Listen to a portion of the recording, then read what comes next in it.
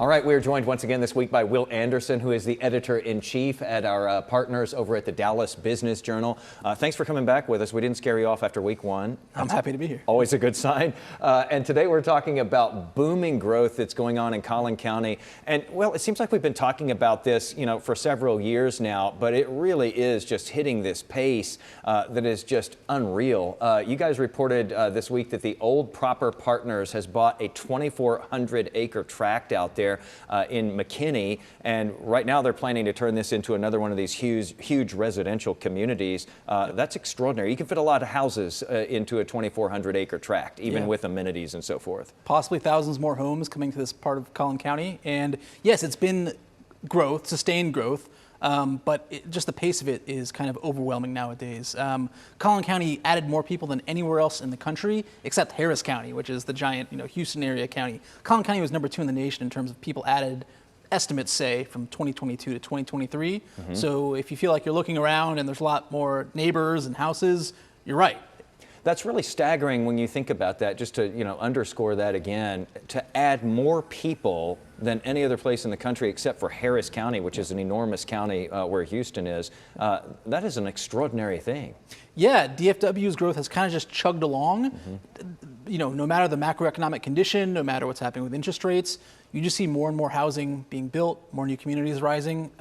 Staggering, as you said. And I can remember a time when, you saw these bedroom communities up north of Dallas and Fort Worth, and generally, the thinking was like, oh boy, that's going to be a commute down the tollway for those folks.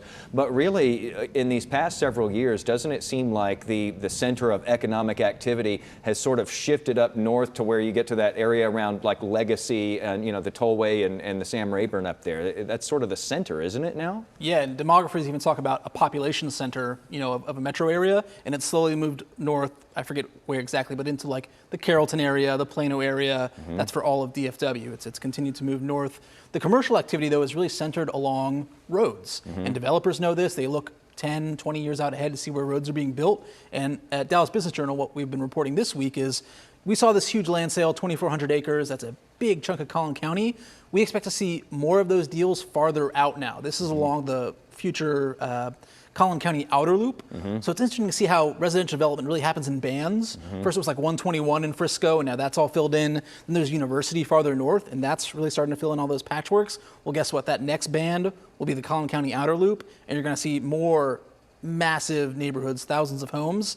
I think it's really interesting to see the outer loop kind of bends all the way around through Collin County too, and reaches over to the east into areas that are growing really rapidly too, like to Rockwall County even, at the southeastern corner of Collin. It's all going to kind of merge into this, even more of a giant conurbation kind of. Kind of like the Dallas-Fort Worth Metroplex has done over the years, where it just has become this continuous city almost all the way across. That's right. What you see in the mid-cities between, I think you'll just see, that continued urbanization and eventually more dense and kind of, tall development in a lot of these places like Plano, Garland, that are largely built out. They can't grow out anymore, so you'll see more growth up. But the point being is that all these open spots, these places that used to be fields, that used to be, you might have seen it on your way to Oklahoma City or, driving to visit relatives, those are filled in, and we're going to see a lot more of that. And I guess we'll close on this because we were kind of talking about this during the break, and we're definitely not old men.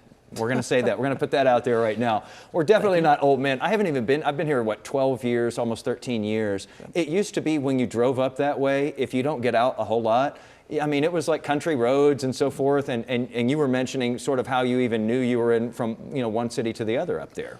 You drove by and you saw the Frisco water tower, and that's what tower. You knew, or you saw the, Salina or Anna, and there's kind of maybe, that was your marker along your drive up to Oklahoma City or something like that. Now they're cities in their own rights with, sometimes downtown districts or built up urban environments. And I've been here for about a year, and it's already feels like it's, changing right in front of my eyes. Yeah, you got to go a lot further out now if you want to still get that country feel.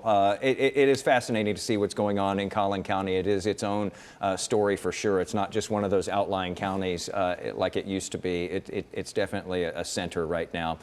Will, thanks for being on with us again this week to talk about it. Thanks for having me.